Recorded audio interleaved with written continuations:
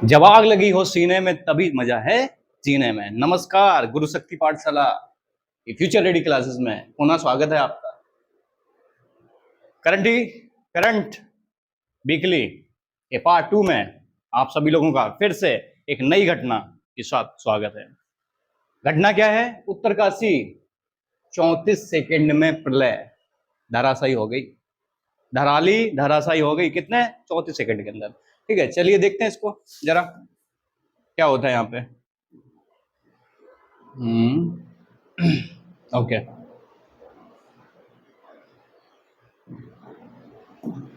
उत्तरकाशी उत्तराखंड का पहाड़ी जिला, प्राकृतिक वनस्पतियों से लबालब। उत्तराखंड का पहाड़ी जिला 34 सेकंड में यहां क्या ऐसा हो गया जो उत्तरकाशी सभी के लिए घटना के रूप में बन गया। तो देखो क्या हुआ। उत्तराखंड के उत्तरकाशी के धराली गांव में, किस गांव में? धराली गांव है उत्तराखंड के उत्तरकाशी जिले में। यहाँ पे एक आपदा, डिजास्टर, प्राकृतिक आपदा आई है और प्राकृतिक आपदा के रूप में बादल फटना वजह बताया जा रहा है। क्या वजह क्या बताई जा रही है? बादल फटना। ठीक है, लेकिन मौसम विभाग IMD, मौसम विभाग, इंडियन मेट्रोलॉजिकल डिपार्टमेंट, इसने कहा कि हमारे पास बादल फटने का कोई भी डेटा है ही नहीं। अभी तक संशय का विषय बना हुआ है, आखिर यहाँ हुआ क्या। बादल फटना तब कहा जाता है जब अचानक 20 से 30 वर्ग किलोमीटर के इलाके में, 20 से 30 वर्ग किलोमीटर के इलाके में अचानक से क्या होता है, 1 घंटे या उससे कम समय में, 1 घंटे के अंदर 100 mm, कितनी? 100 mm बारिश, 100 मिलीमीटर बारिश हो जाती है जब 1 घंटे या उससे भी कम समय में। ठीक है, एरिया कितना? 20 से 30 वर्ग किलोमीटर का। लेकिन उत्तरकाशी में हुआ क्या? उत्तरकाशी में IMD के अकॉर्डिंग केवल 27 मिलीमीटर बारिश दर्ज करी गई, जो बहुत कम है। बादल फटने के लिए कोई ज्यादा बारिश नहीं है। धराली, अब धराली के बारे में जानते हैं। धराली ट्रांस हिमालय 4000 मीटर से भी, ट्रांस हिमालय मतलब पार हिमालय में मौजूद है। हिमालय की जो श्रेणियां होती है, ट्रांस हिमालय,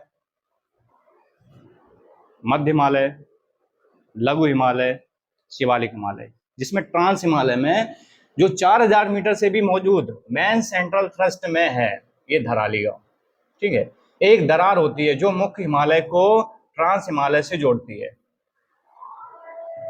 एक दरार जो मुख्य हिमालय को ट्रांस हिमालय से जोड़ती है, ये धराली गांव वहीं पे है। ठीक है, ये भूकंप का अति संवेदनशील जोन भी है।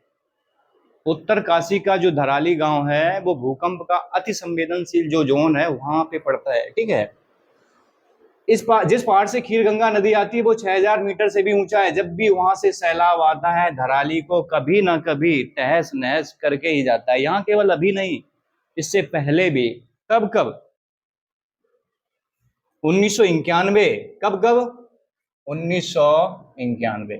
1991 में भी जो आपदा आई थी, प्राकृतिक आपदा आई थी, उसमें भी धराली गांव को नुकसान हुआ था। और 2013 में जो केदारनाथ में आपदा आई थी, वहां पर भी, उस आपदा से भी धराली गांव को नुकसान हुआ था।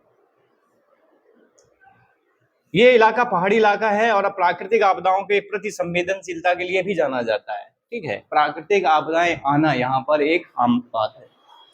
इस क्षेत्र में पहले भी भूकंप और बाढ़ का अनुभव किया गया है, जिसमें 1991 का विनाशकारी भूकंप आया और 2013 का जो उत्तर केदारनाथ बाढ़ थी उसमें भी धराली गांव को नुकसान हुआ था। उत्तरकाशी शहर से होकर बहने वाली भागीरथी नदी, कौन सी नदी? भागीरथी नदी। ठीक है, इस क्षेत्र की एक प्रमुख नदी है और मानसून के मौसम में इसमें अचानक बाढ़ के आने की संभावना रहती है। मानसून के टाइम पर भागीरथी नदी में बाढ़ आने की संभावना बनी रहती है। तो इस प्रकार से जो उत्तरकाशी का धराली गांव था, ये देख रहे हैं आप, ये उत्तरकाशी में देखिए लिखा है जल प्रलय, जल ही जल दिखाई दे रहा है आपको। ये गांव है धराली जिला, धराली गांव, उत्तरकाशी का धराली गांव है ये देखिए आप। किस प्रकार से यहाँ पे प्रलय हुई है, किस प्रकार से तहस नहस कर दिया पूरे जनजीवन को। ठीक है, चलिए आगे बढ़ते हैं।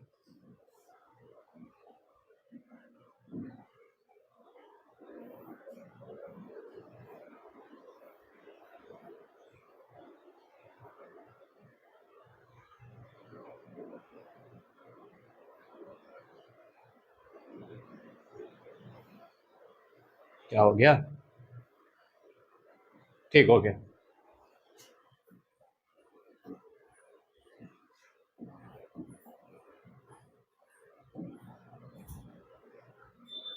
जी हाँ, पंचायत सचिवालयों में बनवा सकेंगे आधार कार्ड।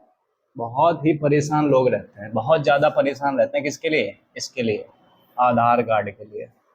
इनफैक्ट मैं भी परेशान हूँ, कुछ करेक्शन कराना मुझे भी, ठीक है। आप पंचायत सचिवालयों में क्या करेंगे? आधार कार्ड बनवाएंगे और इसको सुधारने की सुविधा भी मिलेगी। बनवा भी सकेंगे पंचायत सचिवालयों में, और इसमें करेक्शन की भी सुविधा मिलने वाली कहाँ? ग्राम पंचायत के सचिवालय में, ठीक है। भारतीय विशिष्ट पहचान प्राधिकरण UDAI, UIDAI, unique identification authority of India, UIDAI, इसको हिंदी में कहते हैं भारतीय विशिष्ट पहचान प्राधिकरण। इसने अनुमति दे दी है, इस ऑर्गेनाइजेशन ने अनुमति दे दी है। किसको अनुमति दे दी है? ग्राम पंचायत के सचिवालयों को, कि आप अपने सचिवालय में आधार कार्ड बना भी सकते हैं और उसमें करेक्शन भी कर सकते हैं। इसके लिए होगा क्या? इसके लिए पंचायत सहायकों को प्रशिक्षण दिया जाएगा। जो पंचायत सचिवालय में सहायक नियुक्त हुए हैं उनको इसके लिए प्रशिक्षण दिया जाएगा। और पहले चरण में 2500 ग्राम पंचायतों में, कितनी ग्राम पंचायतें हैं? याद रखने वाला डेटा है ये, 2500 ग्राम पंचायतों में, ग्राम पंचायतों में इस सेवा की पायलट प्रोजेक्ट के रूप में शुरुआत होने वाली है। इससे ग्रामीणों को शहरों के चक्कर नहीं काटने पड़ेंगे। अच्छी बात है ये। चरणबद्ध तरीके से सभी 57,691 ग्राम पंचायतों में आधार सेवा स्टेप बाय स्टेप शुरू कर दी जाएगी। तो एक डेटा यहां से निकल के आता है कि भारत में कुल कितनी ग्राम पंचायतें हैं? भारत में कुल ग्राम पंचायतों की संख्या है 57,691। याद रखना, ठीक है। सभी लोग इसको बैठा लो यहाँ पे।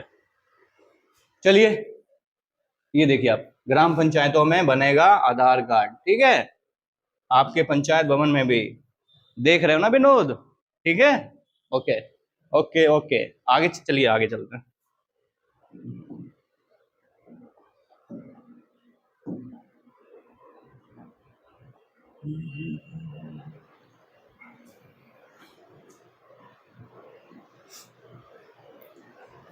ये आ गया आपका फेवरेट। क्या है फेवरेट? आपका फेवरेट नो योर मेमोरी, ठीक है।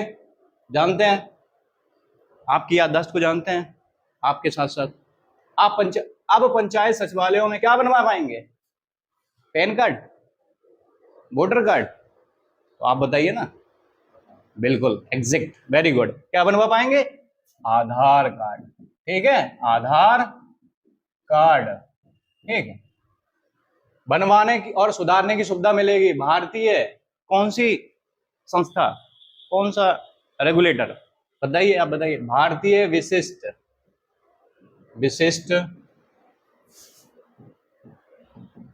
पहचान प्राधिकरण, इसको इंग्लिश में क्या कहते हैं?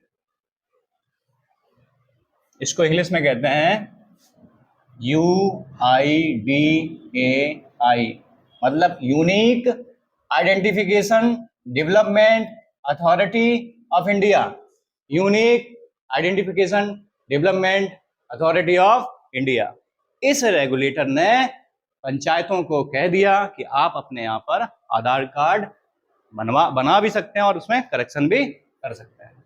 इसके लिए पंचायत सहायकों को प्रशिक्षण दिया जाएगा। वेरी गुड, ठीक है। पहले चरण में 2500, याद है ना? वेरी गुड, याद है तो बहुत अच्छी बात है। नहीं याद है तो कंसंट्रेशन यहीं पे होना चाहिए स्लाइड पे। 2500 ग्राम पंचायतों में सेवा शुरू होगी और इससे ग्रामीणों को शहरों के चक्कर नहीं काटने पड़ेंगे। सबसे अच्छी बात यही है, अच्छी बात यही है, चक्कर नहीं लगाने पड़ेंगे बार बार।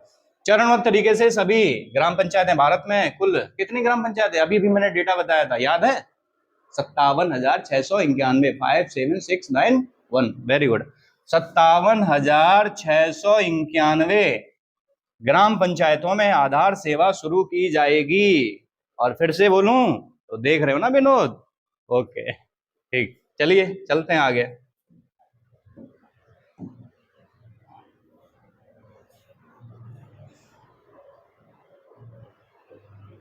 ये ट्रेजेडी हुई है भारत में।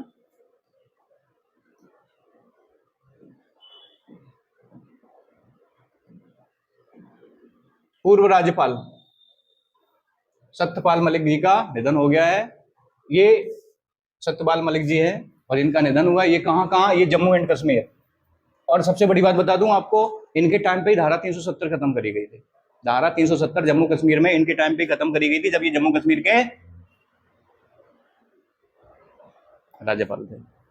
गोवा, बिहार और मेघालय के पूर्व राज्यपाल, मतलब कि जम्मू कश्मीर में, गोवा में, बिहार में और मेघालय में। जम्मू एंड कश्मीर, गोवा, बिहार और मेघालय के पूर्व राज्यपाल सत्यपाल मलिक जी का मंगलवार, मतलब कि 5 अगस्त को क्या हो गया? 5 अगस्त ये दिया हुआ है, 5 अगस्त को दिल्ली के राम मनोहर लोहिया अस्पताल में निधन हो गया। उनके कार्यकाल में ही अनुच्छेद 370 को निरस्त करने का ऐतिहासिक निर्णय किसका था? इंडियन गवर्नमेंट का। और ये अच्छा निर्णय। ये डेटा याद करो, कहाँ के पूर्व राज्यपाल रहेंगे? जम्मू कश्मीर, बिहार, गोवा, मेघालय। ठीक है, चलिए चलते हैं आगे। आगे चलते हैं, देखते हैं आपके मेमोरी को क्या कहती है।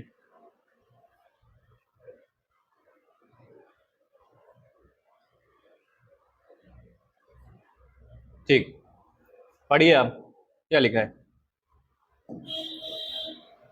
कहाँ? जम्मू एंड कश्मीर। अगला राज्य कौन सा है? गोवा, फिर बिहार, फिर मेघालय। अच्छा, राज्यपाल का जब नाम चल रहा है तो मैं आपसे एक चीज पूछता हूँ, जो फर्स्ट पार्ट था हमारा 3 अगस्त से 9 अगस्त के करंट अफेयर्स का, उसमें झारखंड के जो शिबू सोरेन जी थे उनका निधन हो गया था। ठीक है, तो मैं आपसे एक प्रश्न पूछता हूं, झारखंड की पहली महिला राज्यपाल कौन थी? झारखंड की पहली महिला राज्यपाल माननीय द्रौपदी मुर्मू जी, जो अभी प्रेजेंट में प्रेसिडेंट ऑफ इंडिया है, वो थे। तो ठीक है, ये याद करने वाला फैक्ट है, आ भी सकता है एग्जाम में, इंपॉर्टेंट फैक्ट है।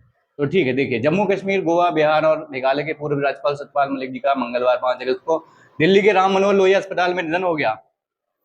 और उनके कार्यकाल में अनुच्छेद कौन सा? 370 को निरस्त करने का ऐतिहासिक निर्णय लिया गया था। ठीक है, चलते हैं अगली स्लाइड पे। मेरे साथ बने रहने के लिए आप लोगों का बहुत बहुत धन्यवाद। और आप जो है अगली स्लाइड देखिए।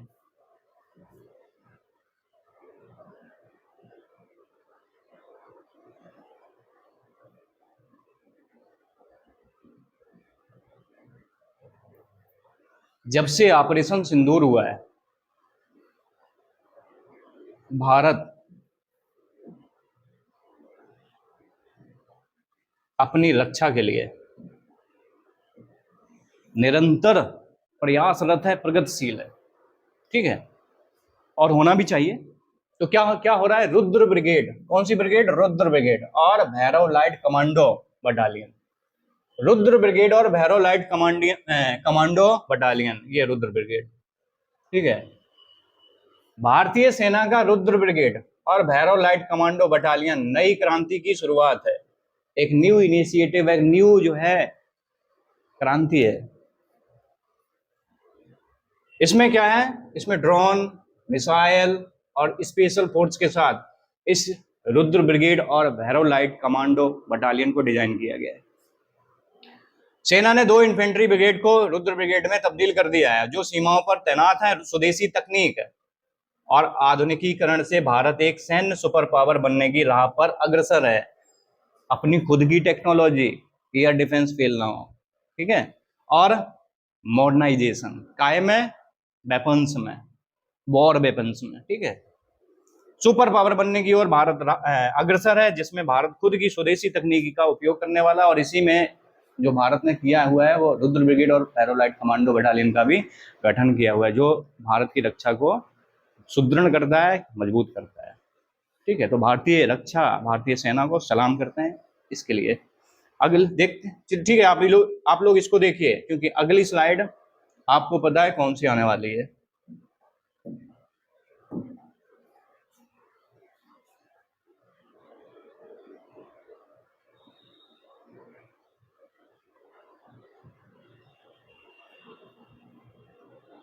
बताइए, चलिए,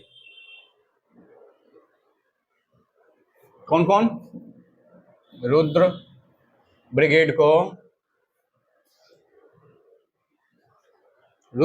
को तब्दील कर दिया गया है, कायम है, जो सीमाओं पर तैनात है, ठीक है। स्वदेशी तकनीक और आधुनिकीकरण से भारत एक सैन्य सुपर पावर बनने की राह पर, भारतीय सेना का अतुलनीय, क्या है, अतुलनीय और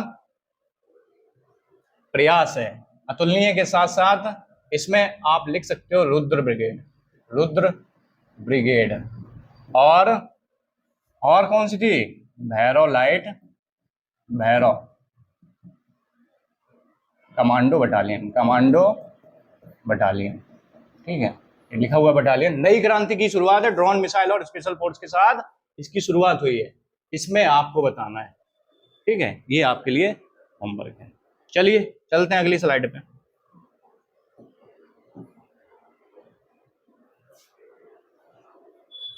निपुण भारत कार्यक्रम,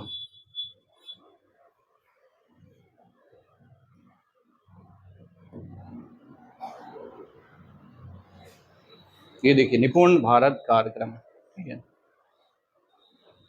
नई शिक्षा नीति सन 2020 के सफलतापूर्वक कार्यान्वयन के लिए 5 जुलाई 2021 को ये निपुण भारत कार्यक्रम की शुरुआत हुई। और निपुण भारत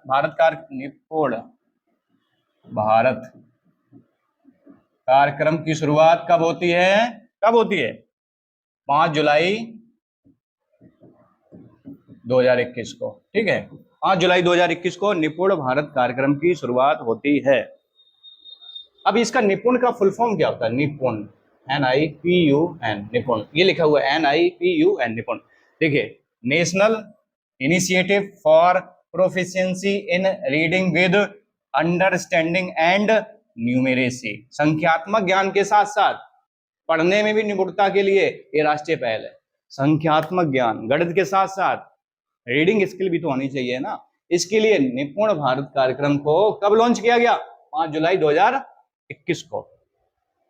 इस पहल का उद्देश्य यह सुनिश्चित करना है कि देश का प्रत्येक बच्चा 2026-27 तक ग्रेड 3 का मतलब है कक्षा 3 के अंत तक, कक्षा 3 को कंप्लीट करते करते मूलभूत साक्षरता और संख्या गणना कौशल आवश्यक रूप से प्राप्त कर सके। निपुण भारत कार्यक्रम का ये महत्वपूर्ण उद्देश्य है, ठीक है।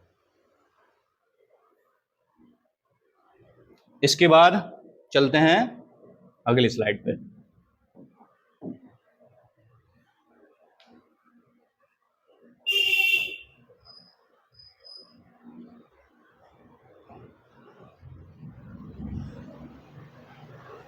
बताइए, know your memory,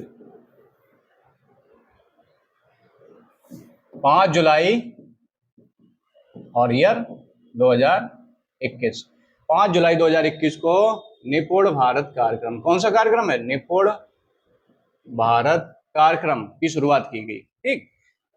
national initiative for proficiency in reading with understanding and numeracy, संख्यात्मक ज्ञान के साथ साथ पढ़ने में भी निपुणता के लिए इस कार्यक्रम को राष्ट्रीय पहल के रूप में नई शिक्षा नीति के तहत समाहित किया गया। 2020 के सफलतापूर्वक कार्यान्वयन यह सुनिश्चित करता है कि देश का प्रत्येक बच्चा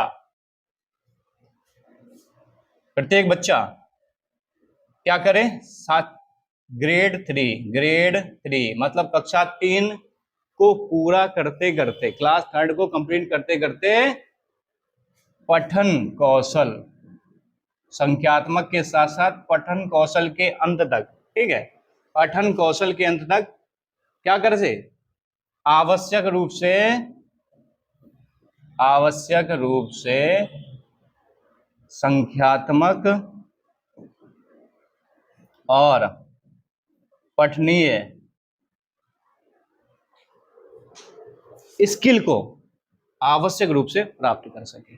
ठीक है, चलते हैं अगली स्लाइड में।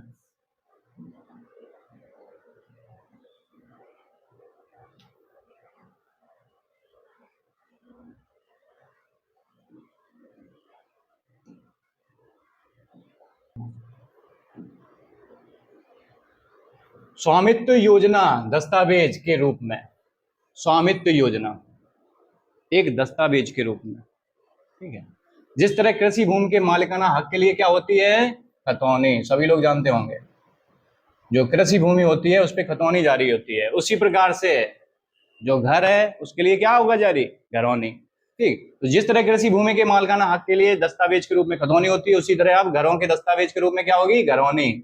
अब घरौनी के रूप में घर के मालिकाना हक का दस्तावेज रहेगा। क्यों रहेगा, क्योंकि इससे स्वामित्व क्लियर होगा। गांव में घरों के मालिकाना हक का दस्तावेज न होने के कारण विवादों के निस्तारण में भी दिक्कत आती थी। अभी तक पता ही नहीं लगता था ये घर है किसका, कोई कहता था मेरे चाचा दे गए, कोई कहता है मेरे दउआ दे गए, कोई कह रहा मेरे कक्कू दे गया, हमें पता नहीं किसको कौन दे गया। ठीक है, इस घरौनी के कारण मालिकाना हक निश्चित हो पाएगा, जिससे जो विवाद होते हैं उनका निस्तारण बहुत तीव्र गति से होगा। ठीक है, अब ऐसा नहीं होगा कि किसी के घर पे कोई और अपना दावा जता पाएगा। घरों पर बैंक से कर्ज लेने की सुविधा रहेगी। सबसे अच्छी बात यह है कि आप घरौनी के थ्रू, घरौनी को बैंक में गिरवी रख के आप बैंक से कर्ज भी ले पाएंगे। ठीक है, ग्राम पंचायतों को घरों पर कर निर्धारण का अधिकार भी रहेगा। जो ग्राम पंचायतें होती हैं उनको हाउस टैक्स कैलकुलेशन का भी अधिकार मिल जाएगा ग्राम पंचायतों को। ठीक है, इससे राजस्व बढ़ेगा। किसका बढ़ेगा, ग्राम पंचायतों का। 24 अप्रैल सन 2020 को पंचायती दिवस कब मनाते हैं, पंचायती राज दिवस कब मनाते हैं, 24 अप्रैल सन 24 अप्रैल को पंचायती राज दिवस मनाते हैं। लेकिन 24 अप्रैल 2020 को राष्ट्रीय पंचायत दिवस के अवसर पर क्या हुआ, इस योजना की शुरुआत हुई। किसकी शुरुआत हुई, स्वामित्व योजना की शुरुआत हुई 24 अप्रैल 2020 को। और पंचायती राज दिवस कब मनाते हैं, 24 अप्रैल को।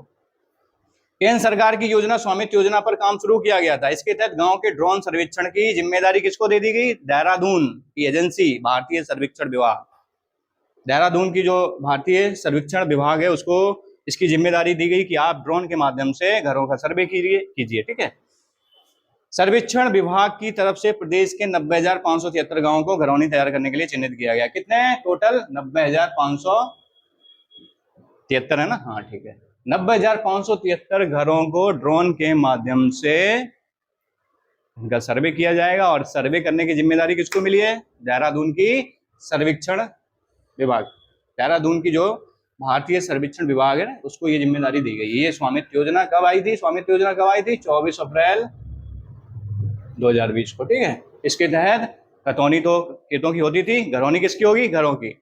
इसके बाद आपका एक टेस्ट लेते हैं, काय का टेस्ट लेते हैं, स्लाइड पे देखते हैं आप कितने कंसंट्रेट थे इस चीज को लेके। ठीक है, इसके बाद ये, ठीक है, इसको देखिए जरा। जिस तरह कृषि भूमि के मालिकाना हक का दस्तावेज क्या होता है, कृषि भूमि के मालिकाना कैसे संभव होता है कि ये मेरी भूमि है कृषि, तो उसके लिए क्या होता है, खतौनी। क्या होता है,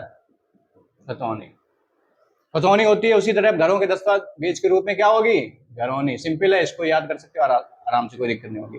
अब घरौनी के रूप में घर के मालिकाना हक का दस्तावेज रहेगा। गांव में घरों के मालिकाना हक का दस्तावेज न होने के कारण विवाद होते थे। ठीक है, अब ऐसा नहीं होगा। घरों पर बैंक से, कहां से कर्ज लोगे, साहूकारों से नहीं, बैंक से कर्ज लेने की सुविधा रहेगी। ठीक है,